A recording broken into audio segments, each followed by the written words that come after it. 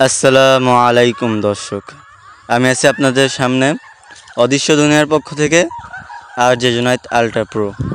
আজকে আমরা যে ঘটনাটি বলতে যাচ্ছি সেটা যেমন বীভৎস ঠিক তেমনই ভয়ঙ্কর।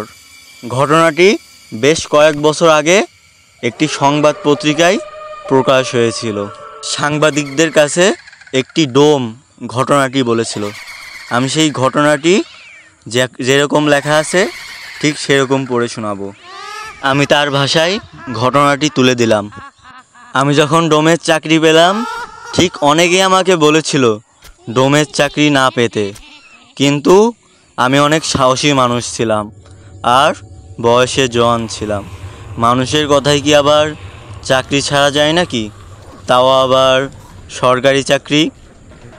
আমি কাজে সময় মতো যোগ দিলাম। প্রথম দিন শুধু দেখলাম ওরা কি করে লাশ কাটে। দেখলাম লাশ কাটার আগে ডোমরা মদ খেয়ে নেয়। আমি ভেবেছিলাম পচা গন্ধ দূর করতেই ওরা বুঝি মদ খায়। এ কথা বলতেই আমাকে একজন ডোম বলল, কেন মদ খায় তা কিছুদিন পর আস্তে আস্তে বুঝতে পারবে। সে আমাকে বলল, আমরা ডোম সম্প্রদায়ের লোক হলেও আমরা মদ খেতাম না।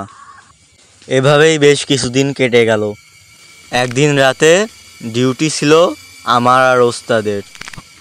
মানে আমার সিনিয়র ডোম আমাকে বলল, রাতে আলো জ্বেলে রাখিস আর লাশ ঘরে ঢুকিস না কিন্তু। যাই হোক, আমি খেয়ে দিয়ে সেই রাতে লাশ ঘরে চলে গেলাম। যে ঘরে লাশ থাকে সেখান থেকে একটু উকি দিয়ে দেখলাম সব ঠিক আছে কিনা।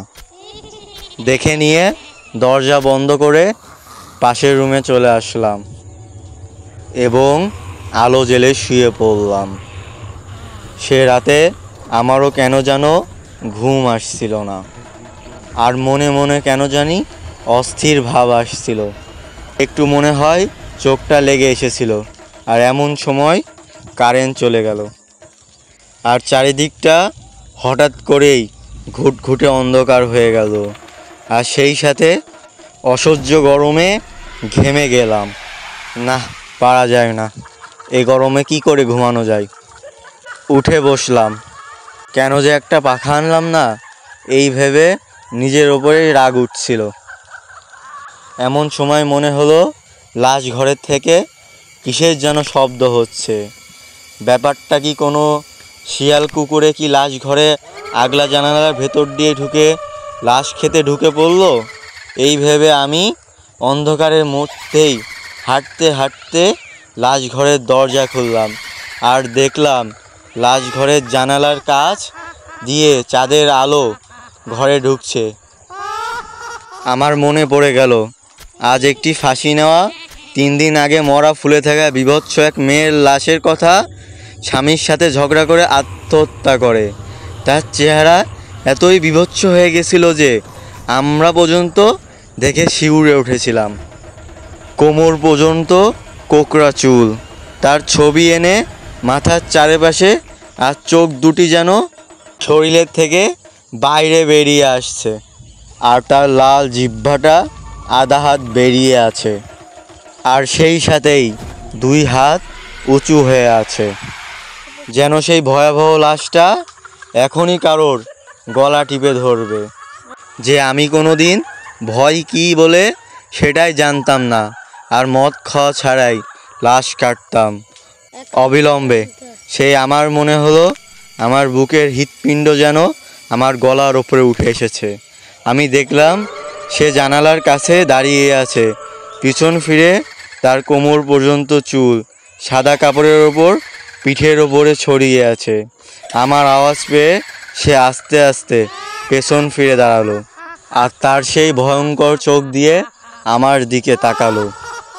হাত দুটো উঁচু করে তুলে আমার দিকে ধীরে ধীরে আসতে লাগলো, থপ থপ করে।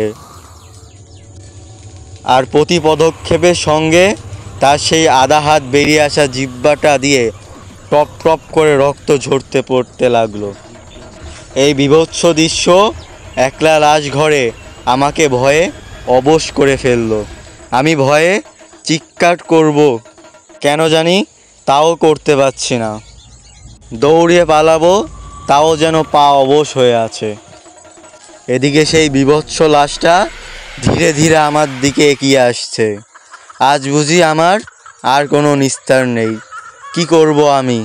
সেই ভয়ে রাতে শুধু আমি একজন জীবিত মানুষ, আর কেউ নেই যে আমাকে এসে বাঁচাবে। যখন সে আমার প্রায় কাছে চলে এলো, তখন যান বাঁচানোর স্বাদ তীব্র হয়ে উঠল। আমি প্রাণপণে চিৎকার করলাম, অন্ধকারের মধ্যেই দৌড় দিলাম। উদ্দেশ্য যেভাবেই হোক লাশঘর থেকে বাইরে আসতেই হবে, আমাকে আমার জীবন বাঁচাতেই হবে। কিন্তু ভীষণ ভয়ে আমি তখন অন্ধকারে দিশেহারা, তাই আর দরজা খুলতে পারছিলাম না। এদিকে আমার পেছনে ক্রমাগত এগিয়ে আসছে থপ থপ করে সেই লাশ। আমার বুঝি আর নিস্তার নেই সেই পিপাসিনীর হাত থেকে। এভাবে দৌড়াতে দৌড়াতে আমি না পেরে অজ্ঞান হয়ে পড়লাম। পরদিন আমাকে জ্ঞানহারা দেখে হসপিটালে নিয়ে যায়। সেখানেই আমার জ্ঞান ফেরে। তারপরে বেশ কিছুদিন আমি সেই রাতের কথা ভেবে আর ঘুমোতে পারছিলাম না। আজও সেই কথা ভেবে আমার ভয়ে আমার সারা শরীরের রোম শিউরে ওঠে। আসসালামু আলাইকুম দর্শক, আপনাদের জীবনেও যাদের এরকম বীভৎস ঘটনার অভিজ্ঞতা আছে তারা আমার ফেসবুকে নক করতে পারেন। আমার ফেসবুকের লিঙ্ক পিন কমেন্টেই দেওয়া থাকবে। তো ধন্যবাদ, সুস্থ থাকবেন, আল্লাহ হাফেজ। আর ইনশাল্লাহ নতুন কোনো ভিডিও নিয়ে আবার দেখা হবে।